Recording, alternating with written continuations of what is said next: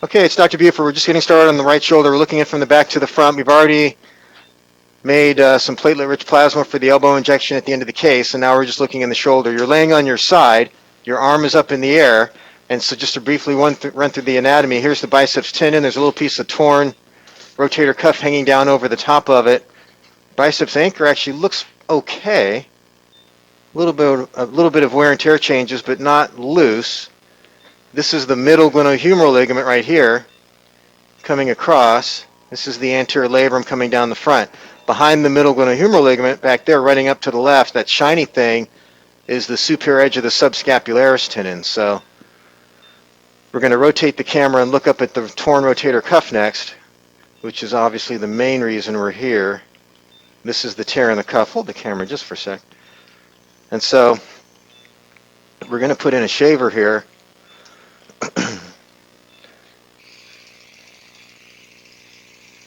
And this is where the tendon's torn. And as expected, it's a complete tear. You can see these areas up at the top. It should be inserting all along this area where it looks kind of pinkish.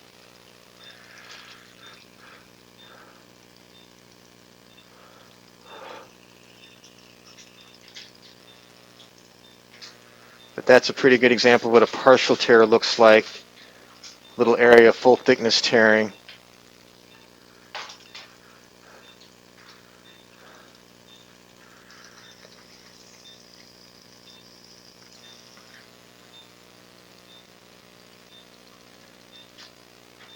And after we work a little bit from this side, it'll be a lot easier to fix the tear, which we do with your arm in a slightly different position. Right now we're going to hold the camera here, clean up a little bit of the image here for you, which we mostly do by lowering your blood pressure a little bit. So as we look towards the back of the shoulder, this looks pretty good. I do not see much arthritis. And then as we look down the front of the shoulder, down below the middle glenohumeral ligament, so here's the middle glenohumeral ligament right here. Here's the superior band, or the anterior band of the inferior glenohumeral ligament. See that little fold right there? That's coming along there. So that looks great. So again, here's the middle.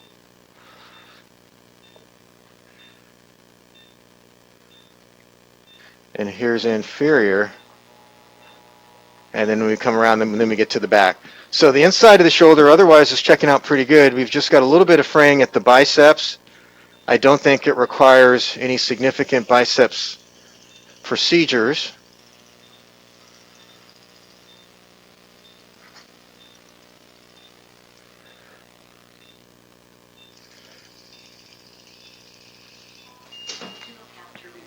Okay, so I wanted to orient you. We're up in the subacromial space now, so we're looking at the top of the rotator cuff.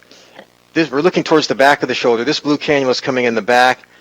This is the torn tendon here. This is the posterior edge of the torn tendon. You can see how it's kind of delaminated there. We're going to try and fix all that. And then that tear extends around here. It's definitely going to be 2 anchors. And then this cannula that you see here is coming in the front of the shoulder. So, and then as we lift up here, that's the anterior extent of the tear. So we're going to place 1 anchor way back here to take care of this posterior aspect. We're going to place 1 anchor right here and a second anchor probably right about there. So we're going to start with this one and show you some more in a minute. Hold the camera. Okay, so here's our first anchor, and it looks very good. It's right where we wanted it, close to the edge of the articular margin. There's 3 different colored sutures here for us to work with. So we're going to reach in from the right side of the screen here, decide which one we want first. I think we'll start with this black and white striped suture. We'll take this into this anterior cannula that you see right there. So this is the suture hook that we use. It's loaded with a black wire that we call a super shuttle. And the whole concept here is to reach in, make sure we're getting this deep layer like that.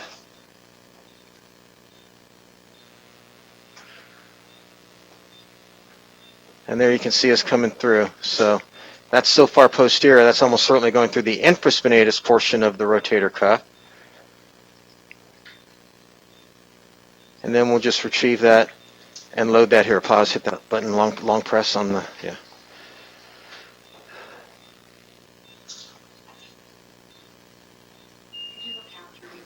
Okay, so we've got the back half of this tear repaired. That one anchor had 3 sutures, remember, and there they all are tied. 1, 2, 3. You can kind of see them all in the picture there. And as we rotate, that's got that back half secured, but if you look up here, guess what? We've still got a big tear to fix. So it's a bigger tear, and we're going to use another anchor. So we're going to do the same thing we did here. We're just going to do it a little bit more anteriorly right here. So first step is to use the spinal needle like we did before. Hold the camera there. It looks like if we use the same entry point and just rotate the shoulder a little bit, that'll give us a good location to place our second anchor right there. So we'll get to work, show you some more in a little bit.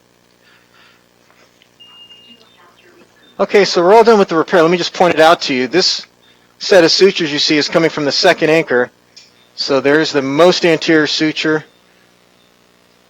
That's number 1, number 2, number 3, number 4, number 5, and number 6. So we've got 6 sutures in. That looks good. We're going to go ahead and make a couple little vents in the bone marrow space just to let out some of the proteins and stem cells. Go ahead. A little more. Okay. And so this is a little technique that's been shown to help the repair. And it really is so easy to use that it doesn't make sense not to do it. Go ahead. Great. Okay, a little less. Actually, that may be all we need. Just 2 right there. And so if you watch what happens here as I turn the pressure down, we'll watch some of the bone marrow elements start to come out. Before we finish up, I am going to make sure that anterior lip of the acromion looks good, but I just wanted to show you how we make those little vent holes in the bone also. You can see the little yellow. It looks like fat droplets, but that's really part of the bone marrow. So we're going to go off on the video. We'll get you back to the recovery room shortly.